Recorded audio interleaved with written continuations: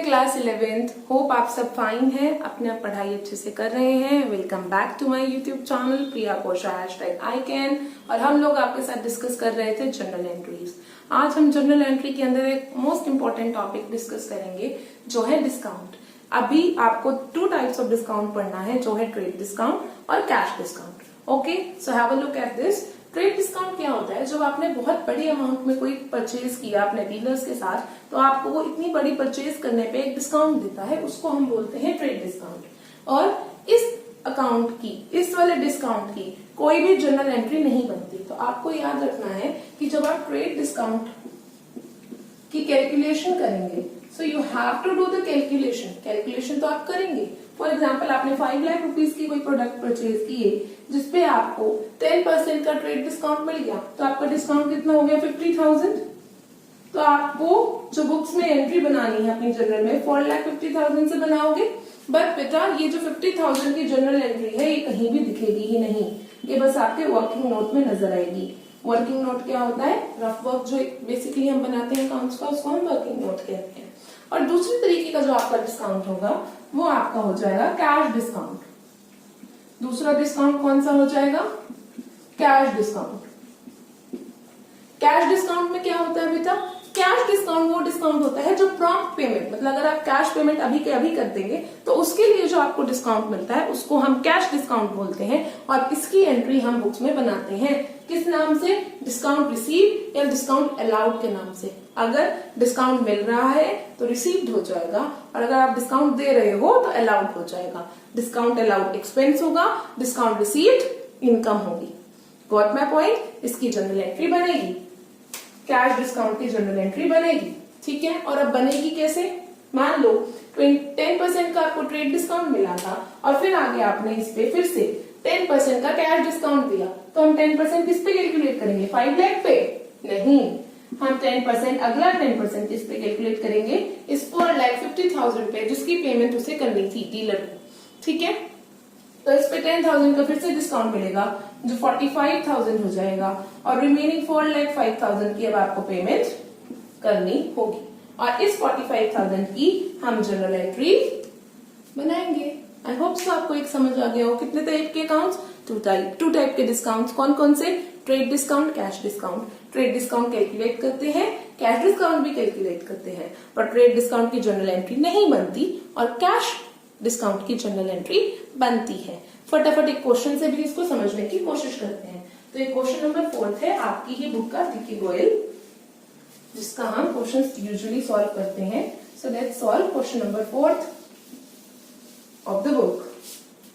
Everyone bring your notebooks, pen, pencil and do the question along with me. Okay?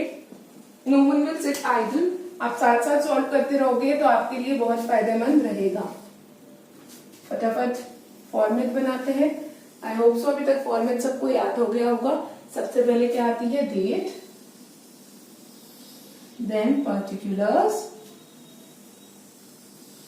Then debit, credit. LF मैंने draw नहीं किया क्योंकि LF में हमें कुछ पुट नहीं करना होता, पर चलो ठीक है, कर देते हैं ड्रॉ। यूजुअली ये कॉलम खाली रहता है एलएफ का, ledger folio. Okay, so let's mention the things. Date over here, particulars, LF, debit, rupees symbol, credit, rupees symbol. Okay, let's start doing the sum. First entry is sold goods today. Now again, only name is mentioned, cash is not mentioned. It means we have made sales on credit, and now they will be our debtor or creditor. We will receive cash from him in the future, right? So he is our debtor. Sold goods today. So first entry, let's put the date, March. Okay, and write 3. March and write 3. So let's do the entry. Sold goods to Dev. अभी तक हमने sales की entry नहीं सीखी है। अब sales आपकी एक तरीके से देव है। देव आपका क्या बन रहा है? डेटर। डेटर का नेचर एसेट होता है। एसेट बन रहा है तो क्या होगा? डेबिट। तो देव अकाउंट डेबिट, देव अकाउंट डेबिट। और सेल्स एक तरीके की आपकी इनकम हो सकती है क्योंकि उससे पैसा आएगा। सेल्स एक तरीके की इनकम होती है क्योंकि उससे पैसा आएगा। इनकम का नेचर क्या होता है? क्रेडिट। तो इसलिए क्रेडिट हो गया। और अगर अकाउंट्स के हिसाब से देखें तो नॉमिनल अकाउंट का रूल लगेगा ना, debit all expenses credit all incomes, इसलिए सेल्स तो क्या हो गई क्रेडिट। और देव पे कौन सा रूल लगेगा, पर्सनल अकाउंट का। पर्सनल अकाउंट का debit the receiver credit the giver, तो देव को रिसीव होगा सामान गुड्स, इसलिए देव डेबिट हो गया। दोनों तरीके से मैं आपको समझा देती हूँ, पर मेरे हिसाब से जो 5 एसेट्स के बैलेंसेस होते हैं उससे करोगे तो ज्यादा इजी रहेगा। ठीक है बेटा, चलो अब आगे चलते हैं। कितने के बेचे हैं, 1 लाख के। 1 लाख के गुड्स बेच दिए, 1 लाख। नरेशन खुद लिख लोगे, sales made on credit. Okay, narration लिख जरूर लेना। सेकंड इज, फिफ्थ को उसने अब फिर से कोई ट्रांजेक्शन की है, received from Dev in full settlement of his account. Full settlement का मतलब क्या होता है कि अब उससे आप और कोई पैसा नहीं लोगे। ठीक है भैया, तुमने 1 लाख देना था तो मुझे 98,000 दे दो और मैं मानूंगा कि मुझे तुमसे और कोई पैसा नहीं लेना। तो 2,000 का बेटा आपने उसको क्या दिया, डिस्काउंट। किस पे दे रहे हो, पैसा मिलने पे। तो एक तरीके का क्या हो गया, कैश डिस्काउंट। कैश डिस्काउंट की जनरल एंट्री बनाते हैं। यहाँ पे अब आपको डिस्काउंट क्या दे रहे हो, आप दे रहे हो पैसा कम मिल रहा है ना, तो ये अलाउड है। डिस्काउंट अलाउड मतलब एक्सपेंस। कैश आएगा बिजनेस में जब आप उसका पेमेंट रिसीव करोगे, तो एंट्री होगी कैश अकाउंट डेबिट।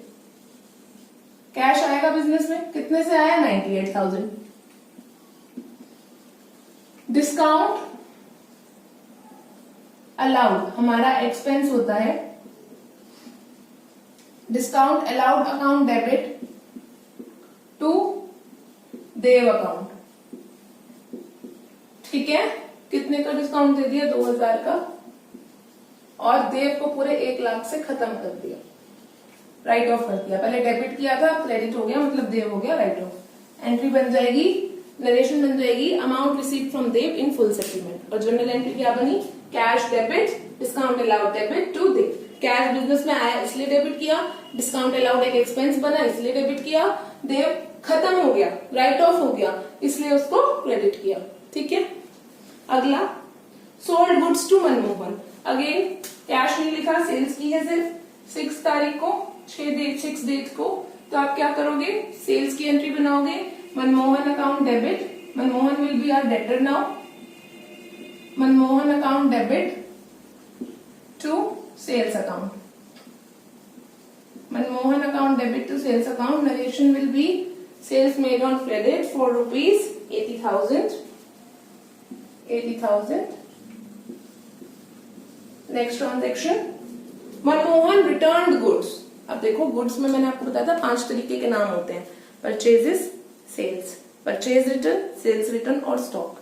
अब सेल की हुई सामान वापस आ रहा है तो क्या होगा, सेल रिटर्न ही होगा, ऑफ कोर्स सी बात है।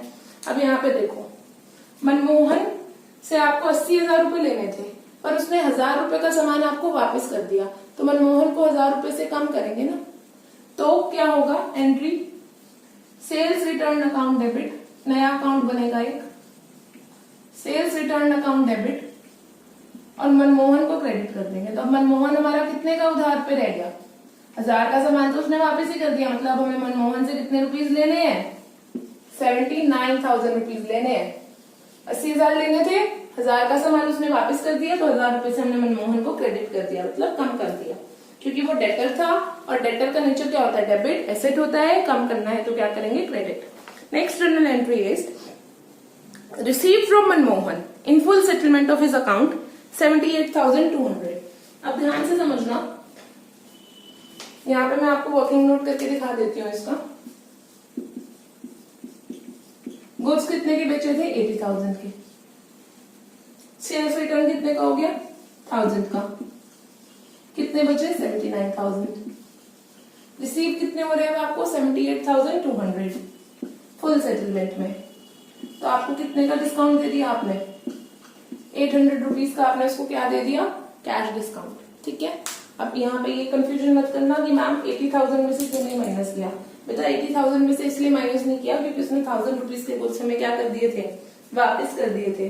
So your entry will be on 15th date, here it is 8, now on 15th, ये वर्किंग नोट डाउन कर लेंगे सारे बच्चे, स्क्रीनशॉट ले लिया करो। ठीक है, तो अब एंट्री बनाओ फटाफट, क्या बनेगी, कैश अकाउंट डेबिट होगा, सीधा सीधा 78,200, 800 रुपीज का डिस्काउंट दे दो। डिस्काउंट अलाउड अकाउंट डेबिट, आप लोग डिस्काउंट वर्ड पूरा लिखना, ठीक है। To Manmohan, Manmohan account.